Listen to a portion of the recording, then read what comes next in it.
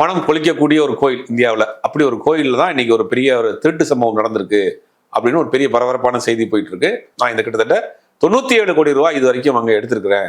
ஆனால் நான் பண்ணது மிகப்பெரிய பாவம், நான் மிகப்பெரிய தப்பு பண்ணிட்டேன், வாழ்க்கையில பண்ணக்கூடாத தப்பு பண்ணிட்டேன், என்னை மன்னிச்சிருங்க, என்னுடைய சொத்துக்களை பூரா திருப்பி நான் கோயிலுக்கு எழுதி வச்சிடறேன், இன்னும் நானும் என் குடும்பமும் பெரிய மன உளைச்சல் இருக்கிறோம் அப்படின்னு ஒரு வீடியோ போட்டு இந்த பிரச்சனையை இதோட விட்டுருங்க அப்படின்னு போட்டிருக்காரு. நம்பிக்கை கூடிய ஒரு இடத்துல நீங்க உங்களுக்கு எப்படி அந்த மனசு வந்துச்சு? ஒரு மடத்தில் கிளர்க்கா இருந்தவர் கிட்டத்தட்ட 100 கோடிக்கு மேல சொத்துக்கள் சேர்த்திருக்கிறாரு. இந்த பணத்தை எடுத்து ரொட்டேஷன் பண்ணியிருக்காரு. இந்த பணத்தை எடுத்து ரியல் எஸ்டேட் பண்றது, கேபிள் டிவி வைக்கிறது, அப்புறம் கார் வாங்குறது, பில்டிங் கட்டி விற்கிறதுன்னு நிறைய தொழில் பண்ணி ஒரு பேருக்கு ஒரு கிளர்க்கா இருக்காரு. ஆனா அன்னைக்கு பொங்கி எடுத்த உருண்டு பிறண்ட பவன் கல்யாண் இப்ப வாயை மூடி அமைதியா இருக்காரு. இப்போ சாட்சி சொல்ல வந்த ஒரு சப் இன்ஸ்பெக்டர் ரயில்ல விழுந்து செத்துருக்காரு, அது கொலையா இருக்கிறதுக்கான காரணம் இருக்குன்னு சொல்றாங்க.